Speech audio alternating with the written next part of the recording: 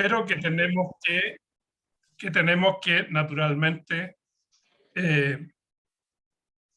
superar y tener un país mucho más fraterno, mucho más humano, y por eso entonces nosotros hemos creído importante contribuir al discernimiento que cada uno debe hacer para tomar las decisiones en el tiempo que viene.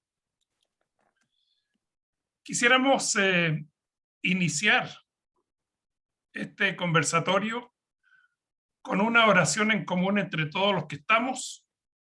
Somos hermanos, pertenecemos a la Iglesia Católica y Cristo está siempre presente entre nosotros, de manera tal que le voy a pedir a Fernando que ponga la oración inicial para que ojalá con la participación de todos podamos partir en nombre de Dios en esta importante reunión de hoy día. En el nombre del Padre, del Hijo, del Espíritu Santo. Amén. Querido Padre, tú que con esmero y paciencia nos acompañas y guías por el camino correcto de la vida, te agradecemos en esta tarde tu presencia entre nosotros y te pedimos que sigas velando por nuestras familias, por nuestra comunidad, por nuestra iglesia y por nuestro país. Señor, ayúdanos hoy a discernir, porque confiamos en tus mandatos y en tu voluntad. Ilumina nuestro entendimiento y danos siempre la fuerza para no desanimarnos nunca en la defensa del don de la vida y la libertad. Que pongamos siempre como verdad en la toma de nuestras decisiones el mensaje y la obra de Jesús nuestro Dios. Virgen Santísima, Nuestra Señora del Rosario, nos ponemos bajo tu amparo. Ayúdanos a hacer siempre lo que Él nos diga. Amén. En nombre del Padre, del Hijo, del Espíritu Santo. Amén. Ya entonces, como hermanos de una iglesia y como miembros de una comunidad cristiana, iniciamos este trabajo de hoy día, un conversatorio que nos permite hacernos eco del llamado de nuestros pastores a discernir, analizar y decidir informadamente. No lo hacemos ni desde la política ni de las ideologías, sino que nuestra reflexión la hacemos desde la fe, desde los valores no negociables para los católicos. Tenemos dos expositores de lujo, dos distinguidos profesionales del derecho, católicos activos en la lectura de la realidad, con los ojos, con los oídos y con la palabra del Evangelio y de Cristo. Me refiero a Hernán Corral, abogado, licenciado y magíster en Derecho y doctor en Derecho de la Universidad de Navarra. Es columnista habitual del diario El Mercurio en temas que se asemejan mucho a los temas o son los temas del conversatorio de hoy día.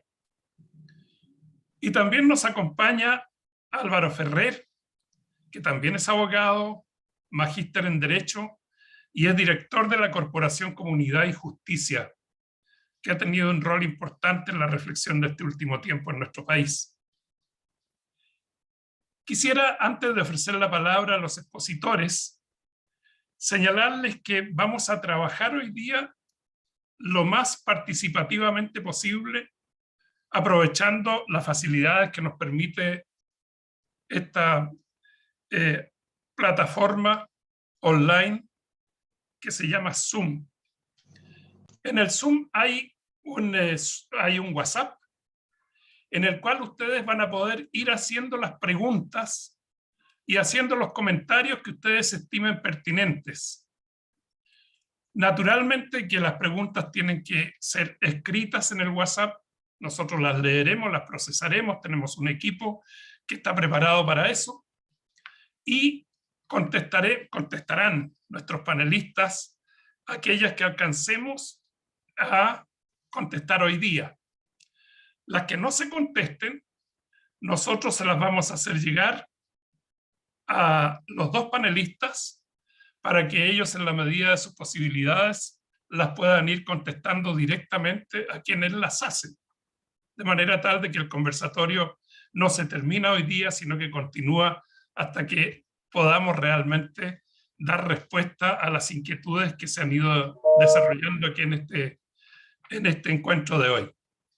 Yo les pido, por lo tanto, a los participantes que a partir de este momento empiecen a hacer las preguntas que estimen pertinentes. Les rogamos que sean claras, cortas, muy precisas, y que ojalá indiquen si la pregunta va dirigida a uno o el otro expositor, vale decir, al abogado Hernán Corral o a Álvaro Ferrer, o a ambos, que son las tres alternativas, ¿verdad? Pero que lo indiquen claramente para que podamos nosotros responder o canalizarlas posteriormente para que ustedes tengan respuesta de ellos. Yo quisiera ofrecer la palabra en primer lugar a don Hernán Corral, que como he dicho, él es abogado, es magíster en Derecho y es también doctor en Derecho de la Universidad de Navarra. Él va a abordar tres temas, que son el tema de la familia, del derecho a la educación y de la libertad de enseñanza. Yo le voy a pedir a Hernán, él es muy generoso, que al iniciar su exposición amplíe el currículum vitae que yo he dado de él en lo que él estime pertinente. Si les quiere contar algo de su familia, de su en fin, inquietudes, démonos el tiempo para también escucharlo, además de los conocimientos que nos pueda transmitir hoy día. Y lo mismo voy a ofrecer posteriormente a Álvaro Ferrer para que inicie su exposición después de Hernán.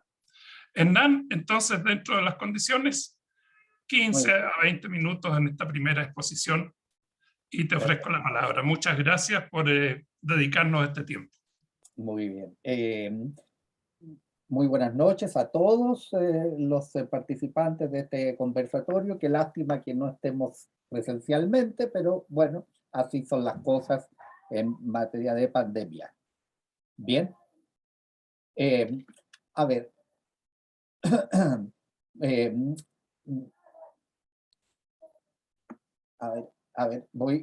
Tengo un problemilla casero, entonces parece que mi madre se cayó.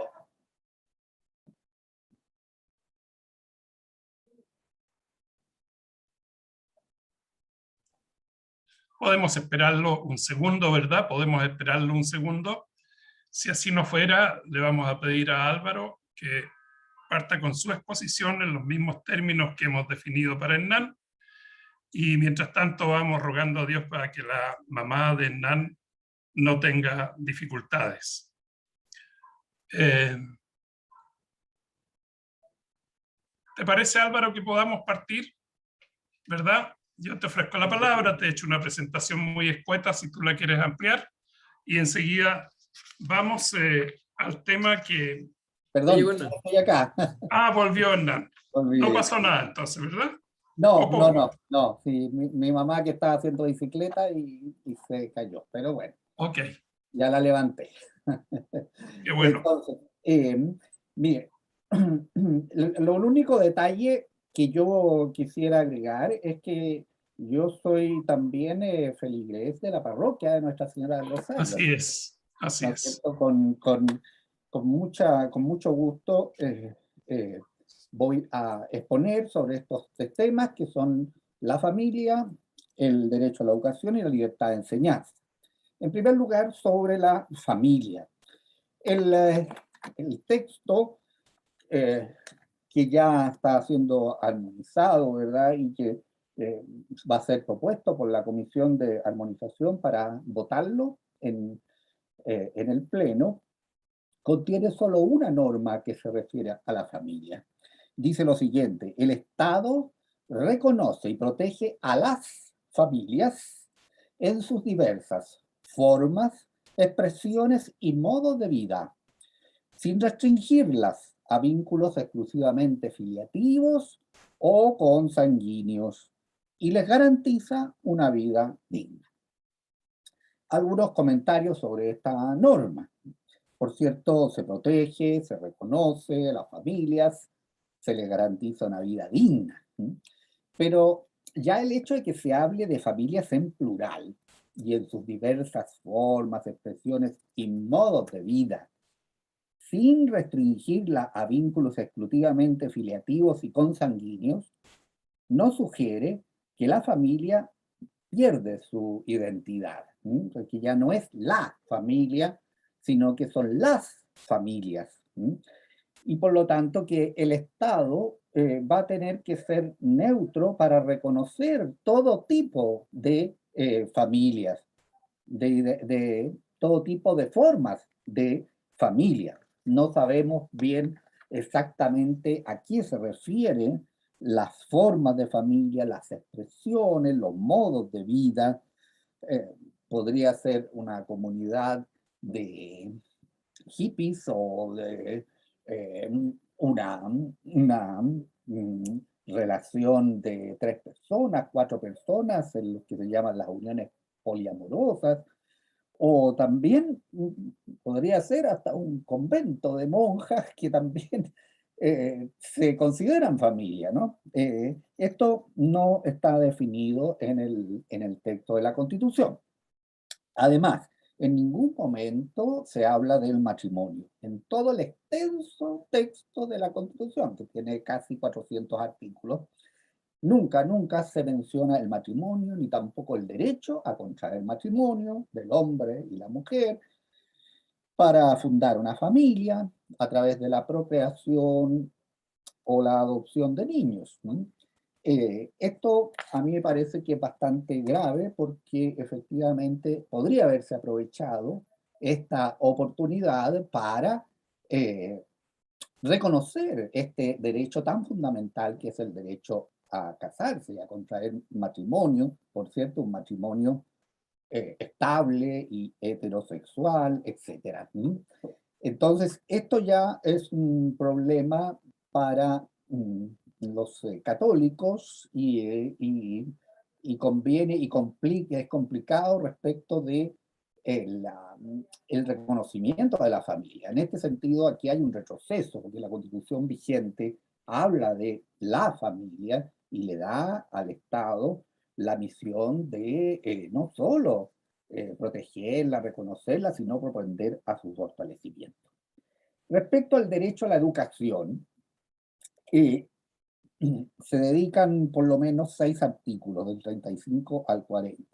Hay muchas normas que son compatibles con la doctrina social de la Iglesia, el derecho a la educación, se establece que es deber primordial e ineludible del Estado, que la educación es un proceso de formación y aprendizaje permanente a lo largo de la vida, indispensable para el ejercicio de los demás derechos, para la actividad científica, tecnológica, económica y cultural del país, que son fines de la educación, la construcción del bien común, la justicia social, el respeto a los derechos humanos y a la naturaleza, la conciencia ecológica, la convivencia democrática entre los pueblos, no sabemos bien qué significa esto de los pueblos, la prevención de la violencia y discriminación, así como la adquisición de conocimientos, el pensamiento crítico, la capacidad creadora, el desarrollo integral de las personas, considerando sus dimensiones cognitivas, física, social y emocional.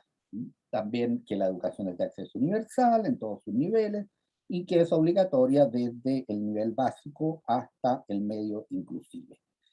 También que la educación se orienta hacia la calidad, entendida como el cumplimiento de sus fines y principios, y que la ley establecerá la forma en que estos fines y principios deberán materializarse en condiciones de equidad en las instituciones educativas y en los procesos de enseñanza. Eh, el articulado habla de un sistema nacional de educación, dentro del cual está también un sistema de educación superior. El Sistema Nacional de Educación, se dice, está integrado por los establecimientos y las instituciones de educación parvularia, básica, media y superior, creadas o reconocidas por el Estado, que se articula bajo el principio de colaboración, y tiene como centro la experiencia de aprendizaje de las y los estudiantes. El Estado ejerce labores de coordinación, regulación, mejoramiento y supervigilancia del sistema. El Sistema Nacional de Educación promueve la diversidad de saberes artísticos, ecológicos, culturales y filosóficos que conviven en el país. Respecto al sistema de educación superior, se dice que en cada región existirá al menos una universidad estatal y una institución de formación técnico-profesional de nivel superior estatal, y que éstas se relacionarán de manera coordinada y preferente con las entidades territoriales y servicios públicos con presencia regional, de acuerdo con las necesidades locales.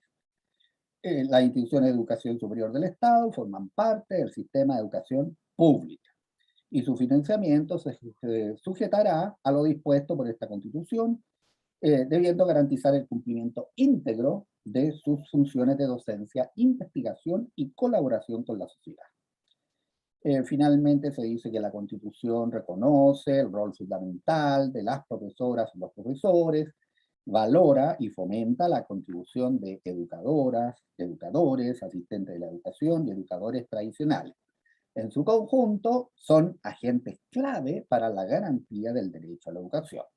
Y hay dos normas sobre la educación permanente, continua, que es deber del Estado, dice, promover el derecho a la educación permanente, y también la educación ambiental, que fortalece la preservación, la conservación y los cuidados requeridos respecto al medio ambiente y la naturaleza, que permita formar conciencia ecológica.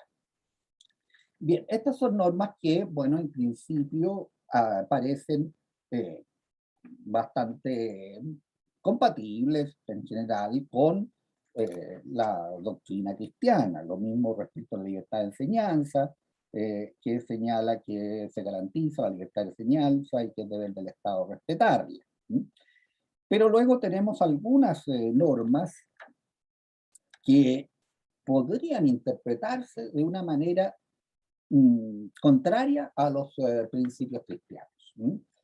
Por ejemplo, dice, son principios de la educación, el principio de cooperación, no discriminación, inclusión, justicia, participación, solidaridad, interculturalidad, enfoque de género, pluralismo y los demás principios consagrados en esta Constitución.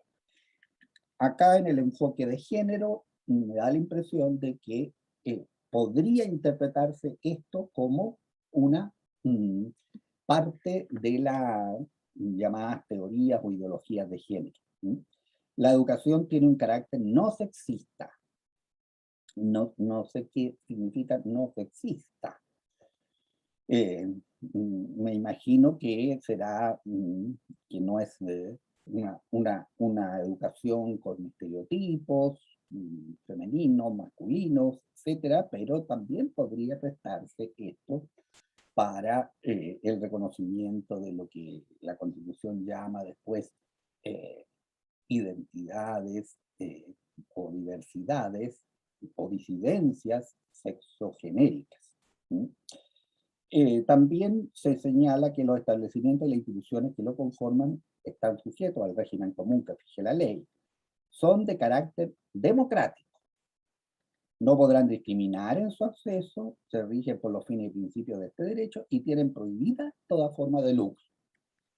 Bien, esto de que sean de carácter democrático, la verdad es que no parece ser lo más conveniente, porque efectivamente eso quiere decir que, por ejemplo, los dirigentes de los colegios o de las escuelas tendrían que someterse al voto general, al voto electoral, etcétera. Lo mismo las universidades también de inspiración católica o de inspiración cristiana.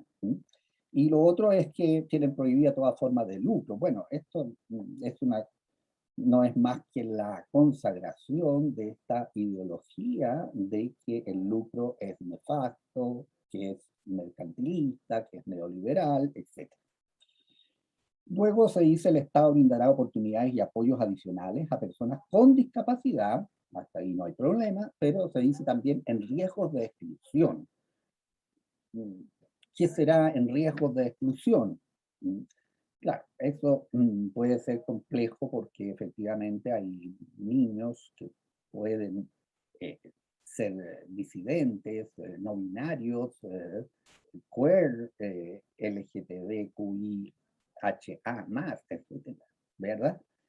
Entonces, claro, eso puede ser interpretado de esa manera. Luego dice la educación pública constituye el eje estratégico del Sistema Nacional de Educación.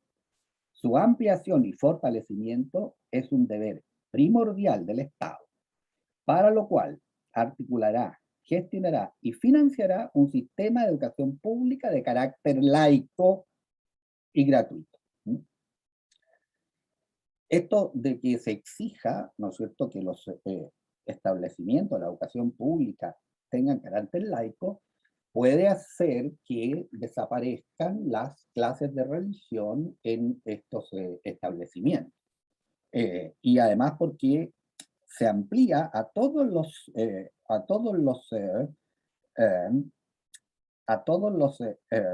¿no es cierto?, establecimientos que se financien con fondos públicos.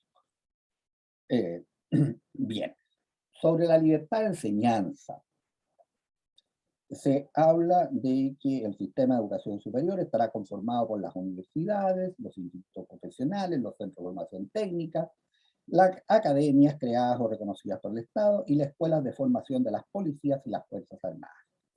Estas instituciones considerarán las necesidades comunales, regionales y nacionales. Tienen prohibida toda forma de lucro.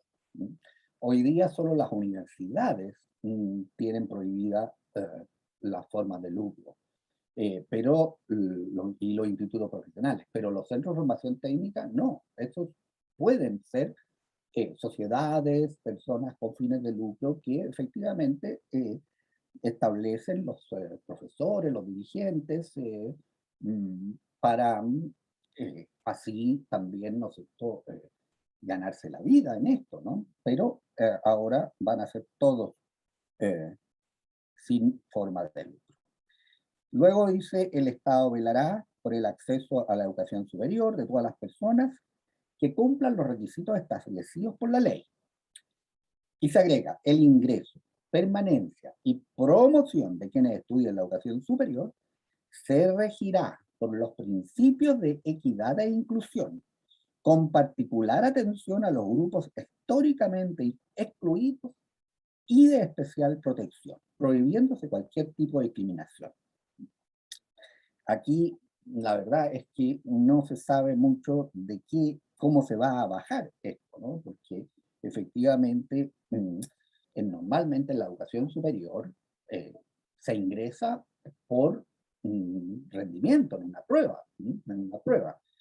Ahora, claro, podría ser que para personas discapacitadas, para personas con discapacidad cognitiva, etcétera, pero también podría ser que haya cuotas para indígenas o cuotas para mujeres, etcétera, ¿no? Entonces, aquí esto es complejo respecto a la misión de la universidad y de las instituciones de educación superior.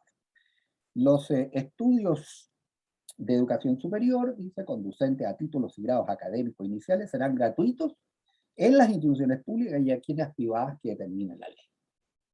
Esto no sé cómo se va a financiar, porque realmente es una cosa bastante compleja y aquí no se establecen créditos o becas, sino que sencillamente son gratuitos, así de una manera perentoria. Y no a todas las privadas, sino a solo aquellas que determine la ley. Por último, hay algunas normas que ya son directamente contrarias a la doctrina católica. Por ejemplo, el derecho a la educación sexual integral. Toda persona, dice, tiene derecho a recibir una educación sexual integral que promueva el disfrute pleno y libre de la sexualidad, la responsabilidad sexoafectiva, la autonomía, el autocuidado y el consentimiento, el reconocimiento de las diversas identidades y expresiones del género y la sexualidad, que erradique los estereotipos de género y que prevenga la violencia de género y sexual. Esto, claro, puede ser muy bonito así en general, ¿no es cierto? Pero esto quiere decir que, mm, que los niños en las escuelas públicas van a ser formados en estos principios de educación sexual integral, eh, que promueve el disfrute pleno y libre de la sexualidad y que además reconozca las diversas identidades y expresiones de género. Esto es, de nuevo, una forma de introducir la ideología de género en las escuelas, en las escuelas. El derecho preferente de los padres. Hoy día los padres, ¿no es cierto?, tienen derecho a elegir el establecimiento de educación. La libertad de enseñanza comprende la libertad de padres, de madres, padres, dice, apoderadas, apoderados y tutores legales a elegir el tipo de educación de las personas a su cargo, respetando el interés superior y la autonomía progresiva de niñas, niños y adolescentes. Se habla del tipo de educación, no del establecimiento de enseñanza. Por lo tanto, acá no se sabe bien qué es esto del tipo de educación. Ahora, también está limitado esto por el respeto al interés superior y a la autonomía progresiva de niñas, niños y adolescentes. Constantemente siempre está niña, niño, adolescente, etc. Pero, claro, esto es complejo porque, claro, la autonomía progresiva no está definida, no está definida, ¿no? Entonces, claro, un niño podría reclamar a sus padres que no lo envía a un colegio donde se enseña tal religión, etcétera, de 12, 13 años, y recurrir a los tribunales para decir que él tiene autonomía progresiva y que por lo tanto tiene derecho a elegir él el establecimiento. Luego tenemos la consagración de la libertad de cátedra, tanto en las universidades como en los establecimientos escolares de todo tipo. Y esta libertad de cátedra puede ser considerada como una forma para que el profesor eluda, ¿no es cierto?, el espíritu corporativo, el ideario del establecimiento de enseñanza. Y si es un colegio o universidad de inspiración cristiana, católica, el docente podría, ¿no es cierto?, ejercer su libertad de cátedra transmitiendo contenidos incompatibles con los principios antropológicos del cristianismo. Y, y no estaría haciendo nada ilegítimo porque tiene libertad de cátedra. Bien. Finalmente, varias restricciones a la autonomía de las instituciones educativas. Quienes integran las comunidades educativas tienen derecho a participar, dicen, las definiciones del proyecto educativo y en las decisiones de cada establecimiento, así como en el diseño, la implementación y la evaluación de la política educacional local y nacional. La ley especificará las condiciones, los órganos y los procedimientos que aseguren su participación vinculante. Es decir, tienen que participar obligatoriamente y no se sabe si las decisiones que adopten estas comunidades educativas van a ser realmente obligatorias o no para los directivos. Luego se dice que el Estado garantiza el desarrollo del quehacer pedagógico educativo de quienes trabajan en establecimientos o instituciones que reciban fondos públicos. Cuidado acá, porque aquí estos que reciban fondos públicos también son los establecimientos subvencionados.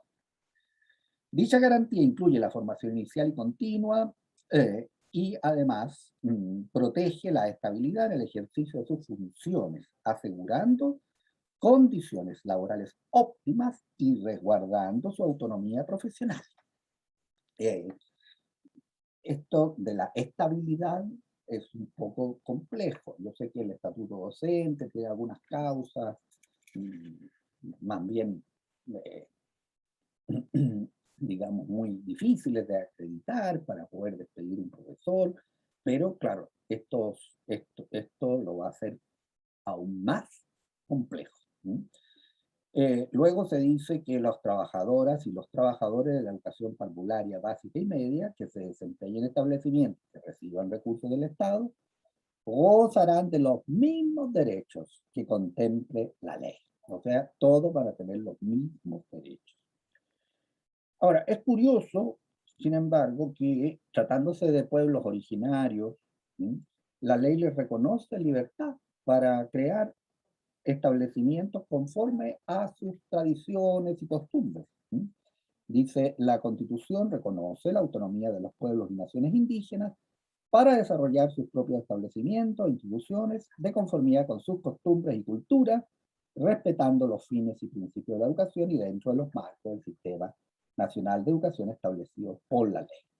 Finalmente, hay un artículo transitorio que señala que la ley que crea el Sistema Nacional de Educación deberá contemplar la regulación del financiamiento basal de las instituciones, el financiamiento de aquellas instituciones que cumplan con los requisitos que establezca la ley y sean partes del Sistema Nacional de Educación.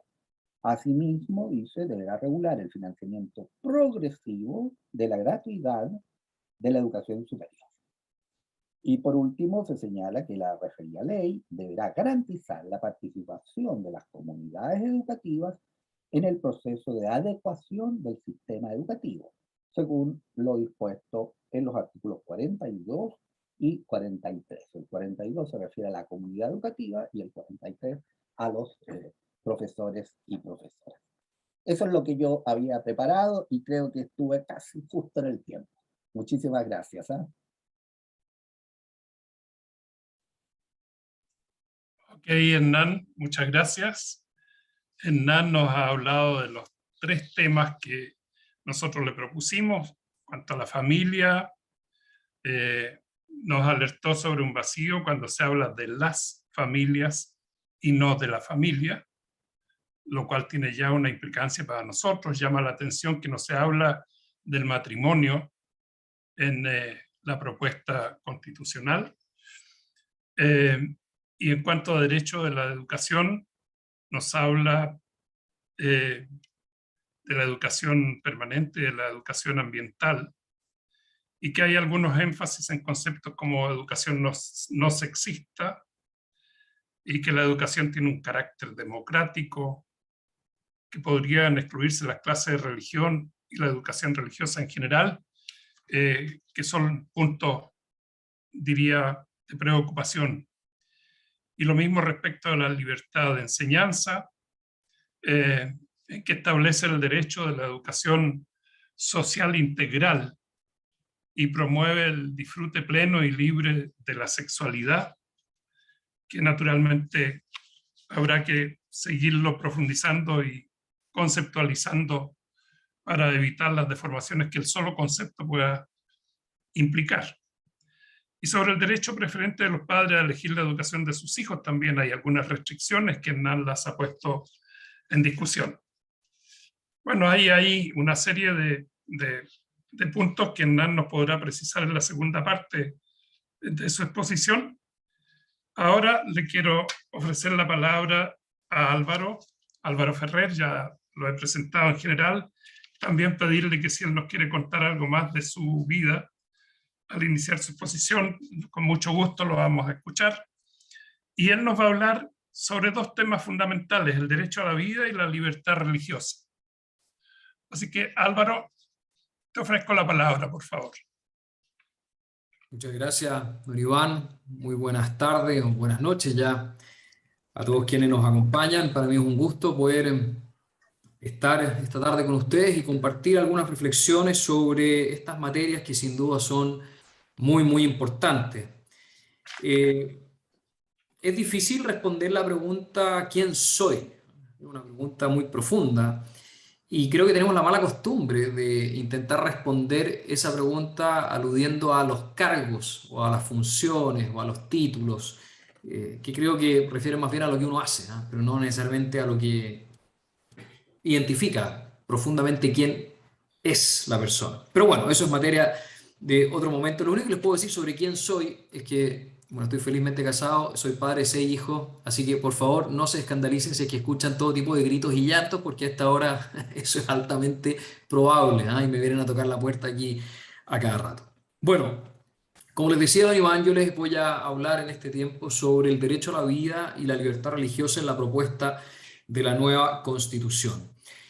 El esquema que voy a seguir es primero plantear qué dice el texto de la propuesta de nueva Constitución, luego qué significa aquello que dice el texto, en tercer lugar, qué dice la Iglesia al respecto y luego sacar algunas conclusiones. Ese es el esquema. Respecto al derecho a la vida, me voy a referir al aborto y a la eutanasia. Podríamos también tocar otros temas, que son una serie de prácticas que atentan contra el derecho a la vida y que están incluidas en los denominados derechos sexuales y reproductivos, las técnicas de reproducción asistidas, como la fertilización in vitro, como la criogenización de embriones, en fin, pero que no son expresamente referidas en el texto. Por lo tanto, me voy a centrar respecto al derecho a la vida, como les decía, en hacer algunos comentarios sobre aborto y eutanasia, y luego sobre libertad religiosa. Bien, antes de entrar a ello, como referencia general y aludiendo al título de este seminario, esta convocatoria, que habla de los valores no negociables, quisiera compartir con ustedes una cita breve de Sacramentum Caritatis, específicamente el número 83, que dice así: el culto agradable a Dios nunca es un acto meramente privado, sin consecuencias en nuestras relaciones sociales. Al contrario, exige el testimonio público de la propia fe. Obviamente esto vale para todos los bautizados, pero tiene una importancia particular para quienes, por la posición social o política que ocupan, han de tomar decisiones sobre valores fundamentales, como el respeto y la defensa de la vida humana, desde su concepción hasta su fin natural, la familia fundada en el matrimonio entre el hombre y la mujer, la libertad de educación de los hijos, la libertad religiosa y la promoción del bien común en todas sus formas. Estos valores no son negociables. Me parece relevante poner esto sobre la mesa porque releva la importancia de lo que estamos tratando hoy día. Estas materias no son negociables, y perdonen lo redundante, no son negociables. Y luego, ya avanzando un poquitito más, voy a volver sobre qué significa en concreto el que no sea negociable. Pues bien, los cristianos, todos nosotros, estamos llamados a participar en los asuntos que repercuten sobre el bien común, es decir, las materias civiles, las materias políticas. Y esta participación no tiene que ser una suerte de decisión respecto a nuestra vida de fe, aquellos que sostienen que hay que separar, ¿cierto?, la vida privada de la vida pública, y que la religión o la vida de la fe tiene que encerrarse estrictamente en el culto privado, o si es que en las sacristías, sino que tiene que haber consistencia, coherencia. Nuestra participación debe ser, por tanto, una manifestación más de nuestra vida como cristianos, es decir, nuestra vida en Cristo. Y ello en coherencia con las enseñanzas del Evangelio.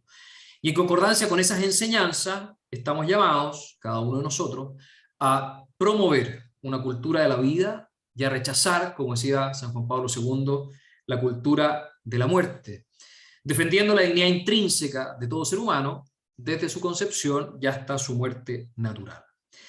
¿Qué dice en materia de aborto el borrador de la eventual nueva Constitución? Artículo 61, el numeral del artículo puede cambiar porque estamos todavía en proceso de armonización. Dice así: toda persona es titular de derechos sexuales y reproductivos. Estos comprenden, entre otros, el derecho a decidir de forma libre, autónoma e informada sobre el propio cuerpo, sobre el ejercicio de la sexualidad, la reproducción, el placer y la anticoncepción. Hago un paréntesis, esta es la primera constitución en el mundo que hablaría del placer. Agrega, el Estado garantiza su ejercicio sin discriminación, con enfoque de género, inclusión y pertinencia cultural. Vaya a saber uno qué es eso. Así como el acceso a la información, educación, salud y a los servicios y prestaciones requeridos para ello, asegurando a todas las mujeres y personas con capacidad de gestar, Esto refiere a las mujeres que se autoperciben como hombres, personas con capacidad de gestar, las condiciones para un embarazo, una interrupción voluntaria del embarazo, un parto y una maternidad voluntarios y protegidos. Asimismo, garantiza su ejercicio libre de violencias y de interferencias por parte de terceros, ya sean individuos o instituciones. Y finalmente dice, la ley regulará el ejercicio de estos derechos. ¿Qué significa esto? Estamos frente a una concepción hedonista de los derechos. Consagrar el placer en la Constitución es algo inédito, que ciertamente se opone a cualquier sana antropología. Aquí lo que se está haciendo, hablando en buen chileno, es disfrazar el supuesto derecho a matar de manera directa y deliberada a un niño que aún no ha nacido, mediante expresiones como el derecho a decidir sobre el propio cuerpo, que por lo demás es falso tratándose el aborto, ¿cierto? O el eufemismo clásico, interrupción voluntaria del embarazo. Se ha discutido mucho si es que esta norma consagra o no el aborto libre. Mi opinión es que sí. Aquí no se incorpora ningún plazo, ninguna causal, como la ley actual, que limita el ejercicio de este derecho. Además hay que tener presente la historia del establecimiento de la norma, en que todas las iniciativas que buscaban limitar el ejercicio de este derecho fueron rechazadas sistemáticamente, tanto las que provenían de la sociedad civil, como iniciativas populares de norma, como iniciativas que venían de diversos convencionales. Todas fueron rechazadas. No se incorpora, por lo tanto, ni plazos ni causales. Se habla de que la ley regulará este derecho, pero regular no es lo mismo que limitar este derecho. Además, esto es un derecho que tiene el carácter de derecho fundamental, y la misma Constitución, o propuesta, perdón, de Constitución, consagra el principio de no regresión o no limitación regresiva respecto a los derechos fundamentales que consagre la Constitución. Por eso, para distintos profesores, esta regulación lleva a pensar y a sostener que cualquier eventual ley que limite el ejercicio de este derecho al aborto podría ser declarada inconstitucional. Además, se prohíbe la objeción de conciencia cuando habla expresamente de que se garantiza el ejercicio libre de este derecho sin interferencias por parte de terceros, sean individuos o instituciones, es decir, se deja completamente fuera el derecho a la objeción de conciencia, tanto personal como institucional, lo cual asimismo vulnera, ya lo diré después, la libertad religiosa. Una palabrita sobre los llamados derechos sexuales y reproductivos. Este es un subterfugio, es un concepto doctrinario, porque no tiene consagración legal, es un término ambiguo que se ha utilizado siempre para incluir dentro de él como prestación propia de tales derechos al aborto. Bajo la expresión genérica de derechos sexuales y reproductivos, para garantizar, se dice, la salud de la madre y la autonomía de la mujer, eso incluiría a todo evento el acceso al aborto. Por tanto, estamos frente a una consagración del aborto libre. ¿Qué dice la Iglesia al respecto? La Iglesia sobre esto ha hablado muchísimo y no pretendo aquí citar todos los pronunciamientos del magisterio, algunos muy precisos. Dice el Concilio Vaticano II, el numeral 51 de la Constitución Gaudium et Spes. Dios, el Señor de la vida, ha confiado a los hombres la insigne misión de conservar la vida, misión que ha de llevarse a cabo de modo digno del hombre. Por tanto, la vida, desde su concepción, ha de ser salvaguardada con el máximo cuidado, y por ello el aborto y el infanticidio son crímenes abominables. Luego leemos en el Compendio de Doctrina Social de la Iglesia, en el número 399, el ciudadano no está obligado en conciencia a seguir las prescripciones de las autoridades civiles si estas son contrarias a las exigencias del orden moral, a los derechos fundamentales de las personas o a las enseñanzas del Evangelio. Como conclusión, hay que recordar que la dignidad de la persona es intrínseca. No es una concesión graciosa del gobernante de turno o de la Constitución de turno. El derecho a la vida es un derecho natural, inalienable, independiente de lo que diga o no diga el Estado. La propuesta, por lo tanto, de nueva Constitución en materia de aborto es incompatible con las enseñanzas de la Iglesia claras y reiteradas en esta materia. Hablando ahora de eutanasia, que dice la propuesta de texto en el numeral 68. Toda persona tiene derecho a una muerte digna. La Constitución asegura el derecho de las personas a tomar decisiones libres e informadas sobre sus cuidados y tratamientos al final de la vida, y el Estado garantiza el acceso a los cuidados paliativos a todas las personas portadoras de enfermedades crónicas avanzadas, progresivas y limitantes de la vida, en especial a grupos vulnerables y en riesgo social. ¿Qué significa esto? Nuevamente, con el eufemismo muerte digna, se consagra la eutanasia como un derecho fundamental. Aquí también hay que decirlo, primera constitución en el mundo, si es que llega a ser constitución, que consagra a ese nivel constitucional la eutanasia como un derecho fundamental. Si bien se nombran los cuidados paliativos, se incluyen como algo secundario y subordinado a la supuesta decisión libre e informada del paciente que se encuentra en esa situación. Hay que tener presente también como criterio interpretativo lo que ocurrió en el debate en la convención sobre esta materia, en que se hablaba abiertamente de la eutanasia, sin perjuicio que el texto luego habla solamente de muerte digna. ¿Qué es lo que enseña a este respecto la Iglesia? También es mucho lo que se ha dicho, muy interesante lo que el Papa Francisco ha dicho a través de Iura et Bona. Dice así: es necesario reafirmar con toda firmeza que nada ni nadie puede autorizar la muerte de un ser humano inocente, sea feto o embrión, niño o adulto, anciano, enfermo incurable o agonizante. Nadie, además, puede pedir este gesto homicida para sí mismo o para otros confiados a su responsabilidad, ni puede consentirlo explícita o implícitamente. Ninguna autoridad puede legítimamente imponerlo ni permitirlo. Se trata de una violación de la ley divina, de una ofensa a la dignidad de la persona, de un crimen contra la vida, de un atentado contra la humanidad. Así de claro. La dignidad de la persona, como ya les he dicho, es intrínseca, no depende de criterios relativos, subjetivos, como, comillas, su calidad de vida, ni tampoco está subordinada a su dolor. El derecho a la vida es anterior a la Constitución, es anterior a las decisiones autónomas de las personas, puesto que la vida es indisponible. Por lo tanto, y en síntesis, dado que en este texto se consagra la muerte digna, es decir, la eutanasia, habiéndose rechazado todas las iniciativas que permitían interpretar ese texto de otra manera, de manera compatible con el derecho a la vida, compatible con los cuidados paliativos, en consecuencia, insisto, esta propuesta contenida en el texto es incompatible con las enseñanzas de la Iglesia al respecto. Bien, y digamos algo en tercer lugar sobre la libertad religiosa. ¿Qué plantea el borrador en su actual artículo 9? Pero insisto que el articulado puede cambiar. Dice: el Estado es laico. En Chile se respeta y garantiza la libertad de religión y de creencias espirituales. Ninguna religión ni creencia es la oficial, sin perjuicio de su reconocimiento y libre ejercicio, el cual no tiene más limitaciones que lo dispuesto por esta Constitución y la ley. Luego, artículo 67. Toda persona tiene derecho a la libertad de pensamiento, de conciencia, de religión y de cosmovisión. Este derecho incluye la libertad de profesar y cambiar de religión o creencias y su libre ejercicio en el espacio público o privado mediante el culto, la celebración de los ritos, las prácticas espirituales y la enseñanza.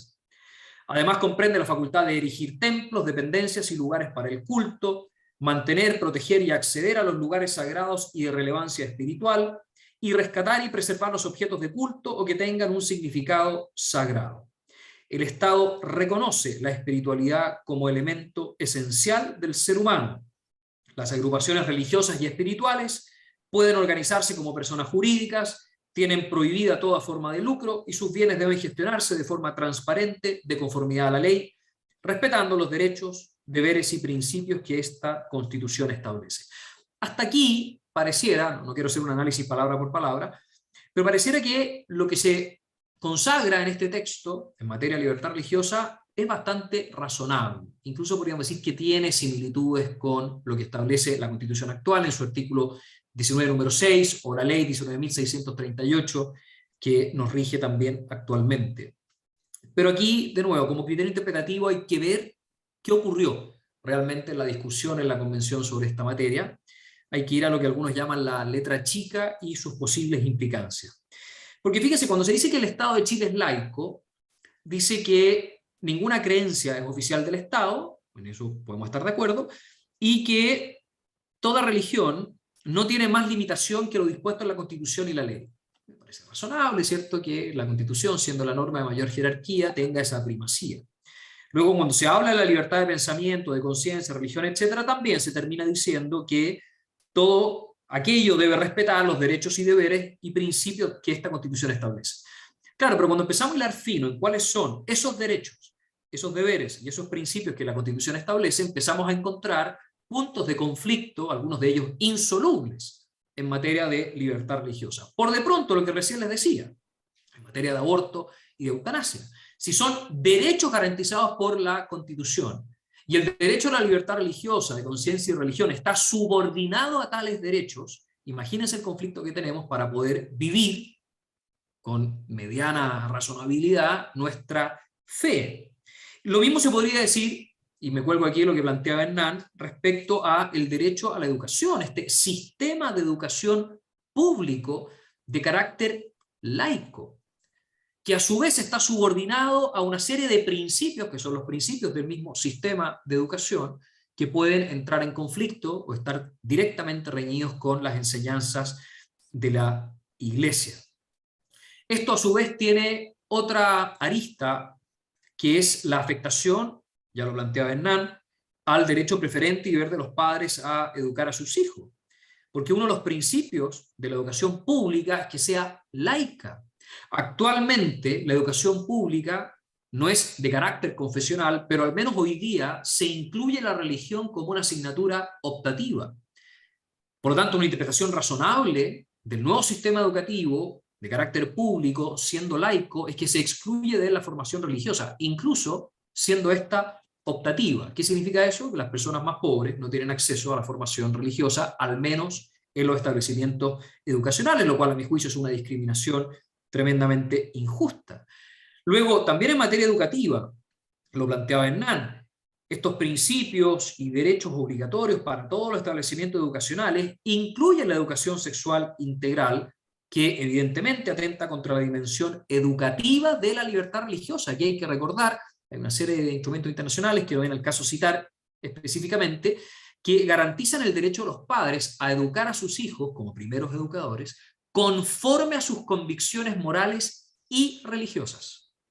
Por lo tanto, todo aquello que afecta el derecho de los padres a educar a sus hijos limita a sí mismo su libertad de conciencia y también su libertad de religión. Ya les adelantaba a propósito de aborto, en la medida en que se excluye la posibilidad de la objeción de conciencia, tanto individual como institucional, bueno, uno se pregunta qué pasa con ese médico o esa enfermera o esa matrona que no pueden ejercer la objeción de conciencia y sin embargo en razón de su fe no quieren participar en un aborto directo, o con una institución, ¿cierto?, que tiene un ideario confesional, un ideario católico, un ideario cristiano, institución, perdón, de salud, que tampoco quiere participar en tales prestaciones. Evidentemente se ve afectada la libertad de conciencia y religión de sus integrantes. Entonces hay que tener cuidado. Cuando se habla de Estado laico, la expresión parece ser, comillas, atractiva o razonable, y la mayoría de las personas tienden a pensar que eso se reduce a que la Constitución no impone una religión como la oficial para todos. Hasta ahí estamos de acuerdo.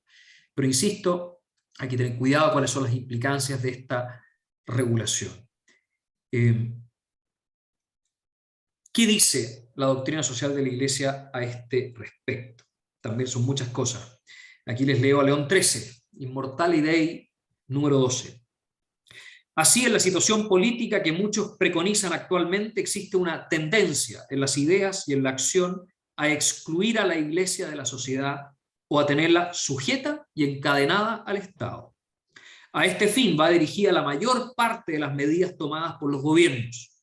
la legislación, la administración pública del Estado, la educación laica de la juventud, no tienen otra finalidad que quebrantar la fuerza de las instituciones cristianas, ahogar la libertad de la Iglesia Católica y suprimir todos sus derechos.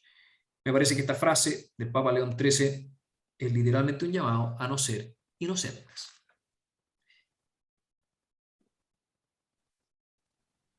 Otra cuestión que a mí me parece muy controvertida y ciertamente requiere más tiempo para poder analizarla como merece el tema, es cómo en el texto sobre libertad religiosa se termina igualando la religión con las meras creencias, con las cosmovisiones o con las denominadas prácticas espirituales. Esto es algo semejante, hago aquí una analogía a lo que nos explicaba Hernán sobre familias en plural, ¿no? Que es tan amplio que lo iguala todo, pero al igualarlo todo, esa indefinición impide proteger algo de manera preeminente o principal. A mí me parece que aquí ocurre algo de eso y no es casual. Finalmente se está tratando la religión como algo más, algo de segunda clase, algo subordinado, por cierto, a la política, juzgando a la religión según el estándar de lo políticamente correcto, que es no discriminar, es decir, no reconocer diferencias objetivas entre, por ejemplo, una religión o una mera creencia o una mera práctica espiritual. Y esto es muy paradojal a mi juicio, porque en el inciso tercero se reconoce la importancia de la dimensión espiritual de las personas. Entonces pareciera que se eleva la espiritualidad a un lugar que me imagino estaremos nosotros de acuerdo con reconocerle, ¿cierto? La dimensión trascendente de la persona. Pero yo tendría mucho cuidado, porque si uno lee todo el texto, que no lo vamos a hacer ahora, ¿cierto? Uno ve cómo aquí hay una primacía del individuo por sobre la sociedad. Este texto, y perdón que me desvíe por 2 segundos, literalmente lo que impone es una nueva antropología, es una nueva visión del hombre, donde se sustituye la objetividad por la subjetividad. Parte de lo mismo, a mi juicio, es equiparar la religión, como les decía, con creencias, con visiones, prácticas espirituales. ¿Y dónde está la paradoja? Que finalmente eso es asumir una suerte de politeísmo, es decir, tendremos tantos dioses como integrantes de la comunidad nacional. Y aquí hay una opción muy clara, por ordenar la vida política, es decir, la vida común en que las personas podemos realizarnos plenamente, como si Dios no importara. Y eso, más que sana laicidad, como se dice dentro de la misma doctrina de la Iglesia, eso más que un mero estado laico, es en realidad la imposición de una ideología laicista. Bien, voy terminando. Me parece que estos valores no negociables, que se ven a mi juicio afectados por la propuesta, nos deben llevar a hacer un discernimiento, pero un discernimiento a la luz de las mismas enseñanzas de la Iglesia. A mi juicio, tal vez el texto más elocuente al respecto es lo que dispone el número 73 de Evangelium Vitae, que dice así: se refiere al aborto y la eutanasia, pero se puede extender a cualquiera de los bienes no negociables o valores no negociables. Dice, así pues, el aborto y la eutanasia son crímenes que ninguna ley humana puede pretender legitimar. Leyes de este tipo no solo no crean ninguna obligación de conciencia, sino que, por el contrario, establecen una grave y precisa obligación de oponerse a ellas mediante la objeción de conciencia. Es precisamente de la obediencia a Dios, a quien solo se debe aquel temor que es reconocimiento de su absoluta soberanía, de donde nacen la fuerza y el valor para resistir a las leyes injustas de los hombres. Es la fuerza y el valor de quien está dispuesto incluso a ir a prisión o a morir a espada, en la certeza de que aquí se requiere la paciencia y la fe de los santos. En el caso, pues, de una ley intrínsecamente injusta, como es la que admite el aborto o la eutanasia, de eso estamos hablando hoy día, nunca es lícito someterse a ella ni participar en una campaña de opinión a favor de una ley semejante, y escuchen bien, ni darle el sufragio del propio voto. Hasta ahí llego. Muchas gracias. Muchas gracias, Álvaro. Una exposición que naturalmente nos nos llama mucho a la reflexión sobre temas que son candentes y que no siempre se discuten a cabalidad. Tú nos has hablado del derecho a la vida, del aborto y de la eutanasia, que son dos temas que naturalmente están en nuestro pensamiento y que buscamos que no prevalezcan sobre lo que es el valor de la vida propiamente tal. Álvaro nos ha hablado además sobre la libertad religiosa como un derecho que debemos preservar. La educación sexista atenta contra este tipo de derechos y especialmente el de los padres y limita la libertad de conciencia de estos para determinar la educación o para seleccionar o elegir la educación de sus hijos.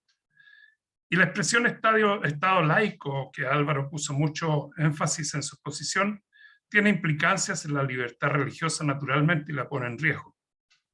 Implica la imposición de una ideología laicista. Yo creo que son todos temas extraordinariamente importantes que tienden a cumplir con esta necesidad que tenemos de reflexionar sobre lo que estamos invitados a hacer en los próximos tiempos difíciles. Yo quisiera ofrecer una segunda vuelta de unos 10 minutos máximo a Hernán y a Álvaro, si quieran profundizar sobre alguno de todos los temas que ellos tocaron, que naturalmente contribuirán a una mejor comprensión de los que están participando de este conversatorio. Posteriormente a eso les vamos a presentar las preguntas que hemos estado seleccionando de los participantes. Así que ofrezco primero a Hernán la palabra. Muy bien. Sí, yo creo que los temas se contraponen. Ahora, yo lo que veo es que cuando se trata de indígenas o de pueblos aborígenes o naciones indígenas, etcétera, ahí es derechos colectivos, derecho a las tierras, derecho al agua, derecho a la autonomía, a la educación de los hijos de indígenas, de acuerdo a sus parámetros culturales, etc. Entonces, yo también creo que esta constitución es como bastante indigenista, ¿sí? Es indigenista, y me parece a mí que efectivamente el hecho de que hubiera escaños reservados para los 13 pueblos, creo que son de aborígenes o qué sé yo, eso ha sido muy influyente en la Convención Constitucional. Eh, y eso yo creo que efectivamente, como claro, aquí hay mucha gente que es realmente de un pensamiento más bien de izquierda, digamos, ¿no? Entonces ha predominado esa idea de lo indígena como el buen salvaje de Rousseau, etcétera, como una idealización de los pueblos aborígenes. Eso no es así, ¿sí? No es así. La inmensa mayoría de los mapuches no viven en la macrozona sur, viven acá en Santiago, en la capital, digamos, ¿no? Entonces, y además todos somos mestizos, porque efectivamente ninguno de nosotros, digamos, es propiamente mapuche, pero igualmente tenemos sangre o mezclas de sangre mapuche, mestizos, o sea que en el fondo lo que aquí va a desaparecer, como decía la profesora o historiadora Sofía Correa, esto de la plurinacionalidad va a desintegrar nuestro país. Y eso, claro, esto puede que no sea exactamente contrario a la doctrina católica, etcétera, pero de todas maneras va a desaparecer la noción chilena. Y por mucho que se diga en el texto constitucional de que el Estado será indivisible, que será único, etcétera, pero la verdad es que hay muchos territorios indígenas que van a ser autónomos, se van a autogobernar, etcétera, ¿no? Entonces, eso es complejo. En el fondo, esta es una constitución que, como bien decía Álvaro, es de un individualismo extremo, individualismo extremo. De hecho, por ejemplo, los derechos fundamentales, en principio, solo se reconoce a las personas naturales, a las personas individuales, digamos. Y muy pocos son derechos de personas jurídicas, salvo, por cierto, los pueblos originarios, que ellos sí tienen muchos derechos, digamos, ¿no? Entonces, claro, esto es una constitución, diría yo, de las identidades, ¿bien? De las identidades, y el que no se autopercibe como una identidad no efectiva, entonces no va a tener mayores derechos, ¿no? Pero bueno, es lo que yo creo que ahí, y efectivamente en la libertad de enseñanza, aquí en la libertad de enseñanza hay un menoscabo tremendo, ¿no? Tremendo para los padres, ¿no? Para los padres, sobre todo para transmitirle los valores morales, cristianos, etcétera, a sus hijos. Esto a mí me preocupa mucho, me preocupa mucho. Por cierto, claro, el aborto y la eutanasia, esos son otros temas y que claramente ahí la Constitución va contra ¿no? Contra la doctrina católica, de todas maneras, eso es claramente así. Por mucho que se le disfrace con este eufemismo, interrupción voluntaria del embarazo, derecho a la muerte digna, etcétera, eso es, en realidad es eutanasia o suicidio asistido. Bien, eso es lo que yo podría comentar. Ok, Hernán, muchísimas gracias. Álvaro, por tu parte. Muchas gracias. A ver, aquí vamos a salir un poco del libreto. No se enojen conmigo. A ver, se ha dicho mucho que esta constitución es o propuesta, perdón, es un mamarracho. Está súper instalado el término del mamarracho. Yo creo que eso tiene mucho de cierto. Está mal escrita, llega a ser una vergüenza lo mal hecha que está. Algunos también han dicho que es lo más parecido a una suerte de petitorio universitario, en que se le da cauce a las pulsiones subjetivas, al revanchismo, y todo eso se plasma en el papel y luego se exige de manera muy vociferante. También yo creo que tiene mucho de eso, pero sinceramente pienso que hay mucho más. En la corporación que me toca dirigir en Comunidad y Justicia, hace un tiempo atrás, solo estuvimos trabajando en la convención desde el día 1. Entonces creo que hemos sido testigos presenciales, directos y privilegiados, en cierto sentido, de ciertos hilos conductores de la discusión que son muy reveladores. Hace un tiempo, como les decía, publicamos un texto que se los puedo hacer llegar, si a alguien le interesa leerlo, que se llama Circo o Máquina. Ese es el título, Circo o Máquina. Porque todo este proceso hemos visto mucho circo, mucho show, mucho escándalo, algunos de ellos muy vergonzosos. Pero la verdad es que todo eso, que es real, no lo discutimos, ¿cierto? No es lo más importante, porque detrás de eso había una sala de máquinas muy aceitada, muy coordinada, muy rigurosamente pensada y ejecutada, que no ha dejado de avanzar por un segundo en instalar un cambio radical de paradigma. En concreto, ¿en qué se ve esto? Ya lo veíamos recién. Existe un atropello, no es una vulneración accidental o por la superficie, no es un atropello flagrante de cada uno de los bienes o valores no negociables. Yo sinceramente pienso que este texto ni siquiera merece llamarse ley. Obviamente que aquí asumo la noción clásica de ley, la de Santo Tomás de Aquino, que dice que, no lo voy a latear con toda la definición, porque es un orden racional. Acá sinceramente no veo un orden racional, veo más bien la imposición de una voluntad, de un poder fáctico, de clara inspiración ideológica, funcional a ciertas ideologías, como mencionaba recién Hernán. Desde luego el indigenismo, pero el indigenismo de corte marxista, no es cualquier indigenismo, incluso post-marxista. Todo el progresismo, tanto de izquierda como de derecha, que en materias de moral sexual, digamos, van siempre unidos, van siempre de la mano. Esto de las familias en plural, del aborto sin límites, la eutanasia, la identidad de género en todas partes, está consagrado. El feminismo duro y la ideología de género más dura.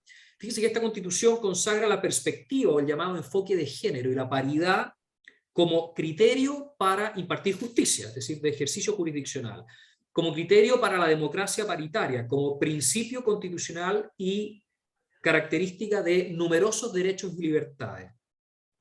Esta Constitución consagra el estatismo absolutista, es decir, el Estado como único o principal garante y prestador de numerosos servicios y derechos sociales, lo cual afecta contra otro de los principios fundamentales de la doctrina de la Iglesia, que es el principio de subsidiariedad y el de solidaridad, también bien entendido. Se multiplica, iba a decir al infinito, lo cual puede ser un poquito exagerado, pero ustedes me entienden, se multiplica la burocracia estatal, se concentra el poder político y se disuelven otros poderes del Estado, nada menos que el Senado. Se instala este federalismo a través de la descentralización exacerbada, las autonomías locales indígenas que no tienen una fiscalización clara, y obviamente se abraza algo muy de moda, que es este ecologismo panteísta en que se endiosa o se personifica la naturaleza. Fíjense que esta Constitución reconoce a la naturaleza como sujeto de derecho y a los animales como objetos de protección jurídica. Y todo esto tiene como impacto una restricción, a mi juicio, irracional a las actividades económicas. ¿Qué es todo esto? Yo creo que es una deconstrucción de la tradición jurídico-constitucional chilena. Se desconoce y se rechaza el ethos nacional y se excluye, creo que esto es lo más importante, se excluye por completo la soberanía y los derechos de Dios. Todo esto es pura ideología. Y la ideología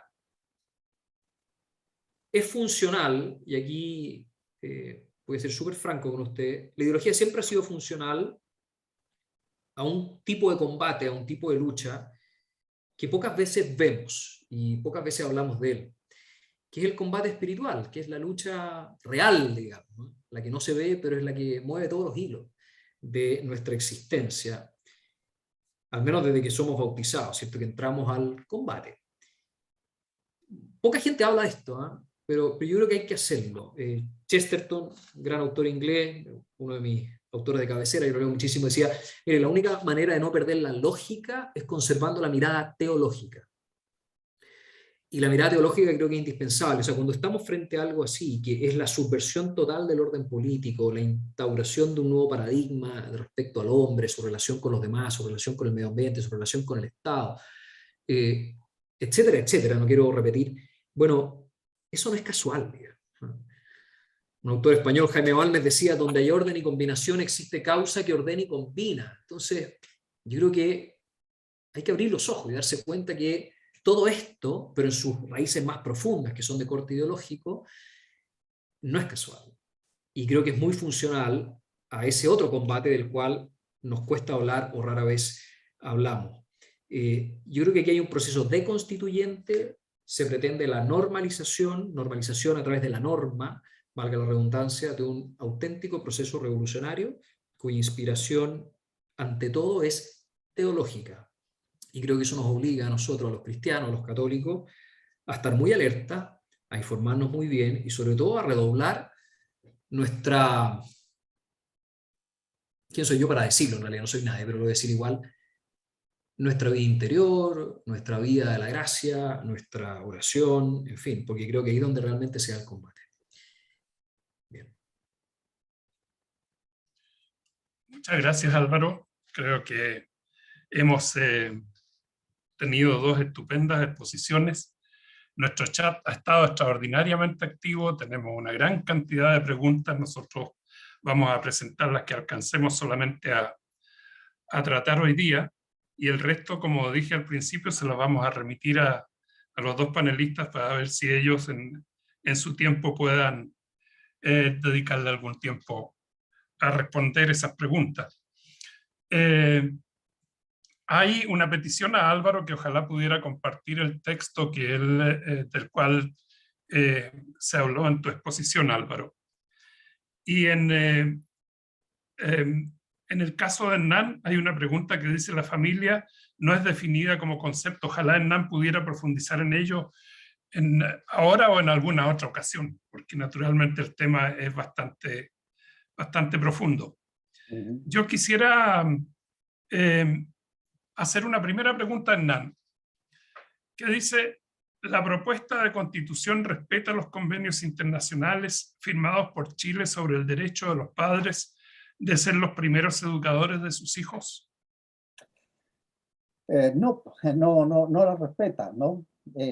Y hay muchos instrumentos internacionales y tratados, etcétera, la Convención de Derechos del Niño, el Pacto de San José de Costa Rica, la Declaración Universal de Derechos Humanos, etcétera, y que la Constitución esta no respeta porque no consagra ese derecho de los padres a transmitir la educación para sus hijos, que es un derecho preferente además, ¿no? No es un derecho así como así, es un derecho preferente al Estado. Y yo creo que efectivamente, ese límite que se puso en la Constitución, en la reforma constitucional, es, de que debían respetarse los tratados internacionales, no se tomó en serio en esta, en esta asamblea o convención constitucional. Así que yo pienso que efectivamente muchas de estas normas son contrarias al... de hecho, por ejemplo, el Pacto de San José de Costa Rica no habla de formas de familia, habla de la familia, ¿no? Y también habla del derecho a contraer matrimonio del hombre y la mujer, ¿no? O sea que en igualdad de condiciones y teniendo la edad suficiente, etc.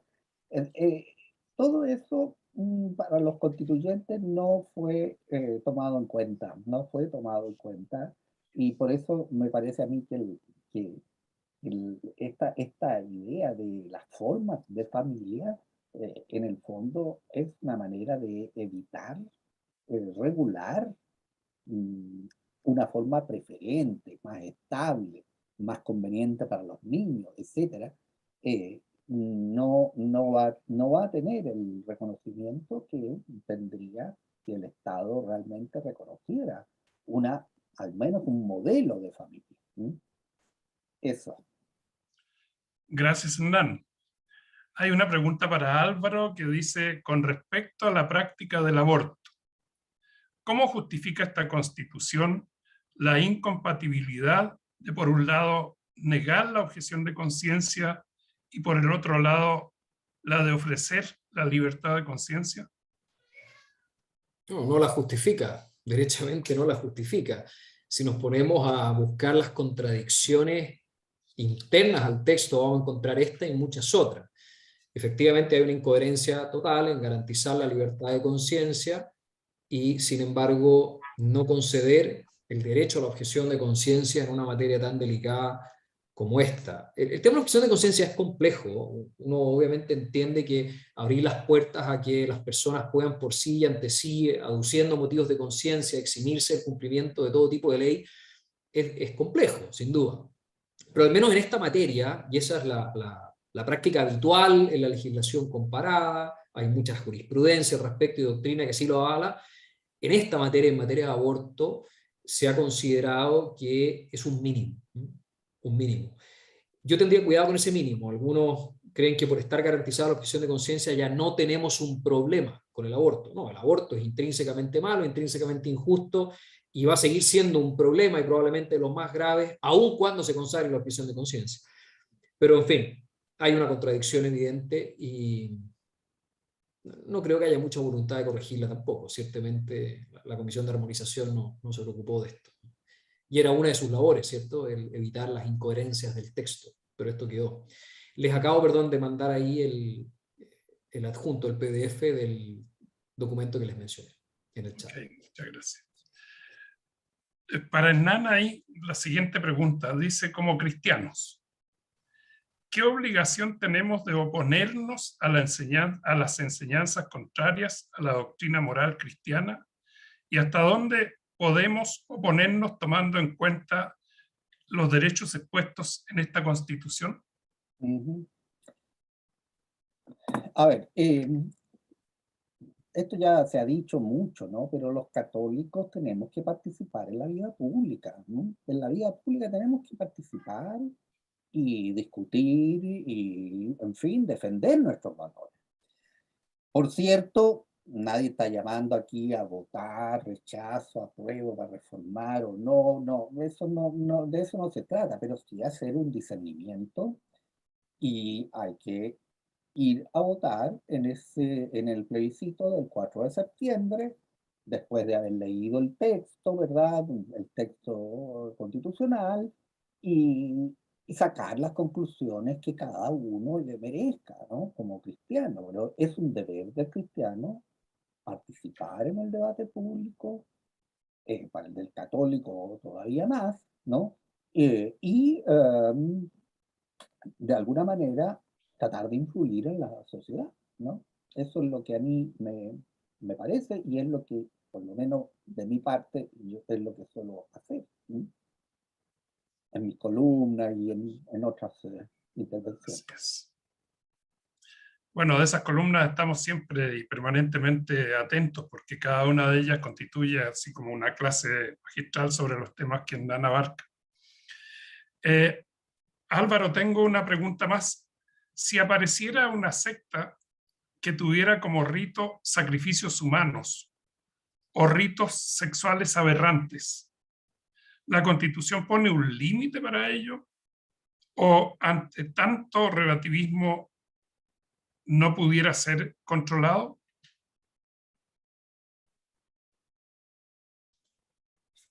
A ver, el límite en el actual artículo 67 sería el que tales prácticas de tal secta respeten los derechos, deberes y principios que la Constitución establece.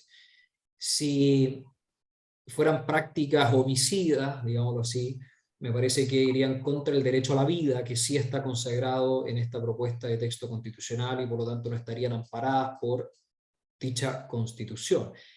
En aquello de prácticas sexuales aberrantes, yo creo que es tan amplia la consagración de los derechos sexuales y reproductivos y el derecho a la identidad, que también conversa con esto, incluso el derecho al placer, que yo creo que eso pasaría, perdonen mi chilenismo, bastante peor. No creo que fuese a haber mayor escándalo al respecto. Que no es muy distinto a lo que está pasando hoy día. Fíjese que esa limitación que existe actualmente en la Constitución vigente sobre la moral y las buenas costumbres, no hay ninguna referencia al respecto en esta nueva propuesta. La moral y las buenas costumbres no son límites. En la Constitución vigente sí, en la propuesta no.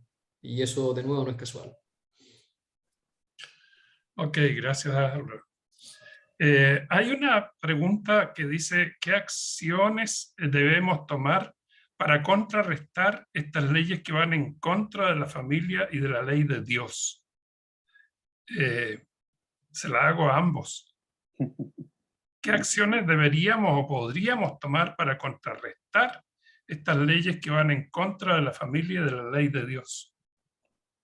Bueno, ahí parto yo. Lo primero, yo creo que es rezar. Y ojalá rezar mucho a la Virgen del Carmen, para que nos libre de esta reconstitucionalización, ¿no? ¿Ah? Hay que rezar y por lo mismo también hablar mucho en grupos, junto a amigos, etcétera, ¿no? ¿Qué es lo que estamos haciendo acá? Este es un conversatorio, como se dice hoy día, ¿no? Es un conversatorio. ¿Qué es lo que estamos haciendo, no? Es efectivamente, estos elementos son para discernir y ver exactamente qué es lo que vamos a decidir el 4 de septiembre en el plebiscito de salida, ¿verdad? Entonces, yo tengo la impresión de que, aparte de, por cierto, de rezar e incluso tal vez de hacer un poquito de sacrificio por esta intención, ¿verdad? De incomodidades, de, en fin, de penitencia, diríamos. Yo creo que efectivamente tenemos que alertarnos, alertarnos. Yo sé que la iglesia no puede hacer política, ni mucho menos, pero claro, esto los católicos estamos muy amenazados, ¿no? Estamos muy amenazados, nuestros valores se están viendo en un riesgo terrible, como bien ha señalado Álvaro. ¿Mm? Así que eso es lo que yo podría aportar. ¿Mm? Gracias, Hernán. Álvaro, ¿algún comentario sobre el tema? Sí, en realidad, bueno, suscribo plenamente lo que dice Hernán, solo agregar, no sé, algún énfasis. Se me viene a la cabeza una frase de Martin Luther King, que no es santo ni devoción necesariamente, pero esta frase siempre me ha llamado mucho la atención. Decía, no me preocupa el grito de los violentos, de los corruptos, de los deshonestos, de los sin ética. Lo que más me preocupa es el silencio de los buenos. Claro, se ha escrito mucho de esto, ¿eh? De que el triunfo del mal, ya sabemos que el triunfo del mal definitivamente fue vencido por Cristo en la cruz, ¿cierto? Y el Señor ya resucitó y por lo tanto, digamos que la guerra fue ganada. Yo tenía un profesor en la universidad que siempre nos decía eso, don Crescente Donoso Letelier, don Hernán también lo debe reconocer y acordarse de ese gran hombre que fue don Crescente. Siempre decía, la guerra ya fue ganada, Cristo ya resucitó. Pero claro, mientras tanto, algo que a mí me preocupa mucho es el silencio de los buenos, ¿no? El desentenderse de la cosa pública, como plantea Hernán, el no participar, en el fondo, que los buenos no hagan nada. Yo creo que es mucho lo que podemos hacer. Yo creo que hay que informarse, me parece que hay un deber fundamental de informarse bien, formar buen criterio, hacer un discernimiento y ir llenando los espacios públicos. Porque informarse para solo, esta es mi opinión, solo repetir entre los que pensamos más o menos lo mismo, las mismas cosas, es poco el apostolado que estamos haciendo. Yo creo que hay que salir poco a poco, y cada uno desde su posición, ¿cierto?, a ir llenando nuevamente los espacios públicos que han sido completamente tomados por quienes piensan distinto y quienes atacan la religión, atacan la fe con todas sus letras. Eso es una cosa. Y también retomando lo que decía Hernán, y dado que ustedes tienen ahí una capilla de oración perpetua, claro, el Señor nos decía que hay ciertos demonios que solamente es posible deshacerse de ellos con oración y penitencia, oración y sacrificio. Yo lo digo con todas sus letras. Y teniendo la oportunidad de una capillita de oración perpetua, yo no vivo en Santiago, yo vivo en Buin, tengo una capillita aquí en Champa y también participo. Sinceramente pienso que ahí de rodillas podemos hacer infinitamente más que cualquier otro proyecto humano y mundano que nos propongamos. Así que a redoblar la oración, ojalá de rodillas frente al Señor, a hacer penitencia, a informarse y a llenar los espacios públicos. Así es, Álvaro. Muchísimas gracias. Yo creo que hemos tenido una sesión... Iván, sí, perdón, Hernán. Sí. Yo no quisiera que de este conversatorio la gente saliera desanimada, ¿eh? Porque no queremos desanimarlos. Aquí lo que hay que hacer, ¿no es cierto?, es ser optimistas, porque, como dice Álvaro, don Crescente Donoso siempre decía eso, ¿no?, que Dios no pierde batallas. Y por lo tanto, bueno, si estamos en esto es porque Dios va a permitir que nos llegue el bien de otra manera, impensada para nosotros. Bien, gracias. Muchas gracias, Hernán. Yo les agradezco a Hernán y Álvaro por estas macizas exposiciones. A los 75 amigos que están todavía conectados desde un principio hasta ahora, decirles que la pastoral de formación de la parroquia Nuestra Señora del Rosario es la que originó esta actividad de laicos católicos. Esto naturalmente no es una actividad formal de la Iglesia o oficial de la Iglesia, sino que responde a las inquietudes que tenemos los laicos frente al momento especial que vive nuestro país. Y es una respuesta al llamado de nuestros pastores a discernir sobre lo que está pasando y a tomar decisiones naturalmente informadas, de acuerdo a nuestros principios y valores, de acuerdo a lo que haría Cristo si estuviera en nuestro lugar. Yo creo que ese es el gran desafío. ¿Qué haría Jesucristo si estuviera en el lugar nuestro hoy en día en Chile? Y por lo tanto, discernir sobre eso ha sido el objetivo de este encuentro, y yo espero que todos puedan sacar buenos aprendizajes para tener una participación más responsable y al mismo tiempo más efectiva. Yo le agradezco al Señor que nos ha permitido tener un encuentro muy hermoso y que ojalá este sea el primer gesto público de la preocupación de estos laicos que estamos acá, por lo menos en las condiciones que estamos participando en este conversatorio, por realmente discernir y encontrar a Cristo en los tiempos difíciles en que estamos en nuestro país. Muchísimas gracias a todos los que participaron, gracias a los que hicieron posible este conversatorio y espero que nos veamos luego de nuevo conversando sobre estos temas. Muchas gracias y gracias, Señor, por haber estado con nosotros durante este evento y acompáñanos a hacer una proyección justa y adecuada a la realidad que vivimos en nuestro país. Gracias, Señor. Muchas gracias. Gracias, señor. Gracias, Hernán. Muchas gracias. Gracias. Muchas gracias a todos. Muchas gracias. Muchas gracias. Ha sido muy acertado este encuentro.